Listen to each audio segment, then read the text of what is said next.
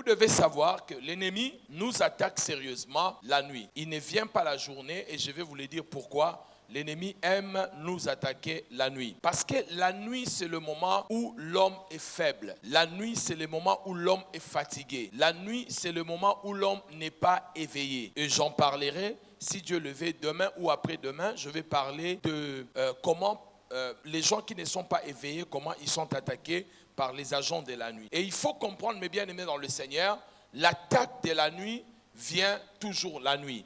Et la Bible dit, pendant que les gens dormaient, son ennemi vint. L'ennemi est venu en quel moment? Pendant que les gens dormaient. Donc il faut comprendre que lorsque l'ennemi vient pendant que vous dormez, il y a plusieurs raisons. La première, et celle qui est principale, c'est que la personne qui vous attaque la nuit, c'est une personne que vous connaissez. Parce que quand vous regardez, cet homme a fait son champ, il est parti, mais son ennemi est venu la nuit. Et comment, l'ennemi a su et a connu le champ de cet homme? Il est possible qu'il était avec eux la journée, mais la nuit, il est revenu cet homme pour détruire. Très souvent, les gens qui nous font du mal ne sont pas très loin de nous.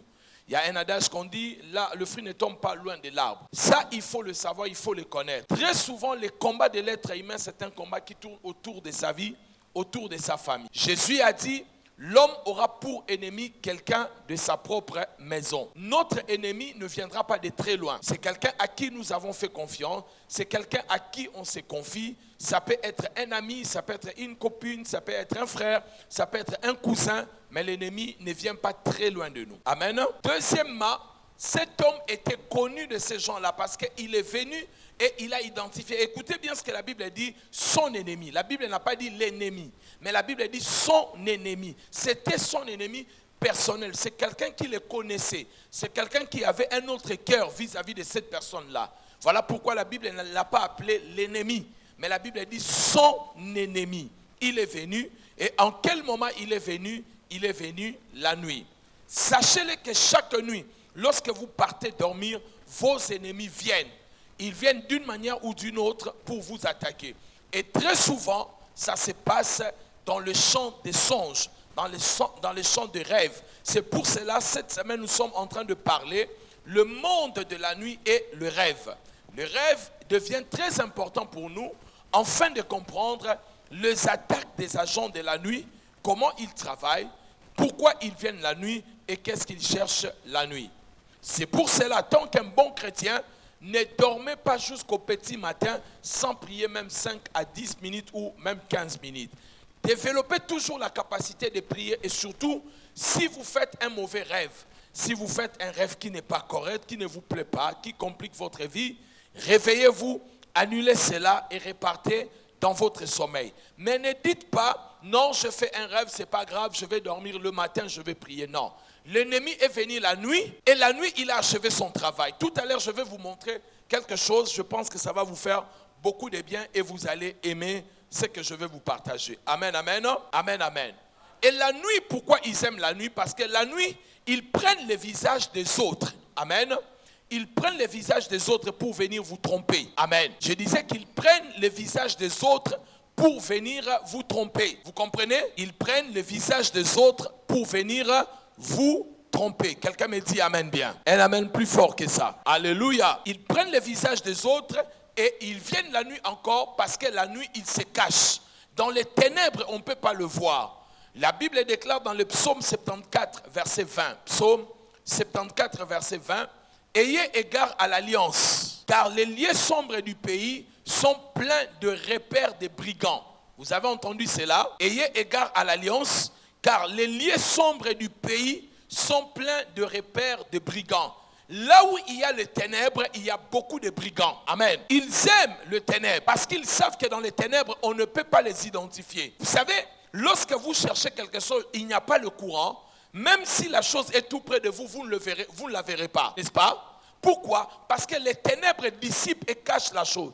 Et ils viennent aussi la nuit en sachant que la nuit, vous ne pouvez pas les identifier comme il faut. S'ils ne portent pas le visage de quelqu'un, ils viendront la nuit pour dissimuler leur visage ou ils vont porter des capuches, des cagoules pour cacher leur visage. C'est pour cela, des fois, vous rêvez des personnes qui ne veulent pas montrer leur visage. Quand vous les attaquez, ils fuient. Ils ne veulent pas que vous voyez leur visage. Or, dans le combat spirituel, dès lors que vous voyez le visage d'une personne, vous avez déjà gagné cette personne. Voilà pourquoi ils n'aiment pas que leur visage soit dévoilé. Dans le combat spirituel, je ne sais pas si ça vous est arrivé, vous remarquerez, il y a des gens qui n'aiment pas que leur visage soit vu. Vous avez rêvé de quelqu'un, mais vous n'avez pas vu son visage. Toi-même, tu dis, papa, mais il était en train de cacher son visage. La personne, elle était en train de cacher son visage. Je n'ai pas vraiment bien vu son visage. La raison est simple. Lorsque vous voyez la personne est démasquée. Elle est dévoilée. Et elle n'aura plus la force. Et même la journée, cette personne aura du mal à vous regarder en face comme ça. Remarquez pour ceux qui ont déjà fait ce genre de rêve. Quelqu'un qui est sorcier, qui vous attaque et qui vous envoûte et vous l'avez attrapé la nuit. Quand vous vous regardez dans la journée, très souvent, ces gens-là baissent le visage, baissent la tête, je voulais dire. N'arrivent plus à vous regarder parce qu'ils ont honte et ils savent que vous connaissez leur identité. Dis après moi, Père Céleste, au nom de Jésus-Christ, ouvre mes yeux et dévoile mes adversaires. Et c'est là au nom de Jésus-Christ. Le monde de la nuit gouverne le monde de la journée. Écrivez cela. Le monde de la nuit gouverne le monde de la journée. Et je vais le dire autrement.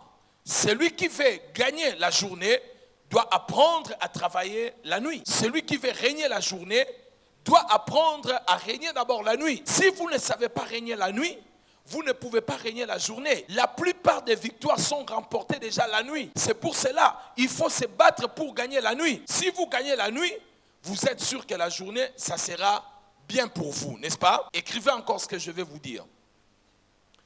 La nature de ce qui sera ta journée est déterminée de la nature de ta nuit. Écrivez cela. C'est très important ce que je vous dis. Écrivez cela. Du moins si vous allez lire encore chez vous à la maison. Les chrétiens, vous me faites rire. Vous voulez les changements, même l'enseignement, vous ne maîtrisez pas. Amen. Je disais, la nature de ce qui sera ta journée est déterminée de la nature de ta nuit. Si vous avez fini, je vais parler. Maintenant, vous devez savoir que la plupart des agents de la nuit travaillent que la nuit. Même les esprits du côté de Dieu. Maintenant, écoutez-moi, parce que bientôt je vais aller commencer à parler des rêves. Même du côté de Dieu, vous devez comprendre que les esprits ont pour particularité de travailler la nuit. Les esprits. C'est rare de voir les esprits travailler la journée. Ils peuvent travailler la journée, mais pour le voir dans la journée en train de travailler, je dis que les cas sont rares. Et que cela soit du côté de Dieu et cela soit du côté de Satan. Très souvent, ces agents-là, d'ailleurs, nous les appelons les agents de la nuit. Je vous donne un exemple. Premièrement, prenons un exemple dans Genèse 32, verset 26. Genèse 32, verset 26, Jacob est en train de se battre avec l'ange. Vous êtes avec moi? Le combat a commencé à quel moment? La nuit. Voyez, donc l'ange est apparu à Jacob à quel moment?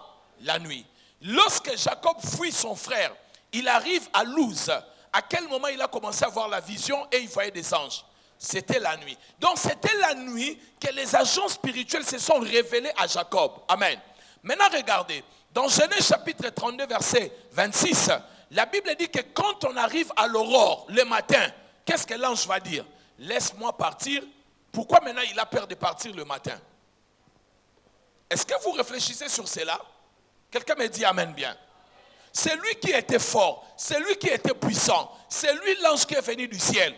Maintenant quand on arrive le matin, il n'a pas perdu la force, mais il supplie Jacob. Il dit à Jacob quoi? Laisse-moi m'en aller. Pourquoi? La cause c'était quoi? La journée. Donc il ne veut pas qu'on le voie la journée. Donc on se pose des questions. Est-ce qu'ils ont peur de la journée? Ils ont peur du jour où il y a quoi? Sachez-le mes bien-aimés, la plupart des esprits travaillent la nuit. Amen. Et je vous dis, la plupart des esprits, et du côté de Dieu, et du côté de Satan. Et très souvent, du côté satanique, ils travaillent sérieusement dans le monde de la nuit. Vous voulez une autre preuve? Dans Actes des Apôtres, chapitre 12, verset 6, on a arrêté Pierre. Pierre est en prison. Depuis qu'il était en prison, la Bible dit au verset 6, la nuit qui précédait le jour où Hérode allait le faire comparaître, c'est cette nuit-là que l'ange est venu intervenir pour le faire sortir. Pourquoi l'ange est venu seulement la nuit? Amen. Est-ce que quelqu'un est en train de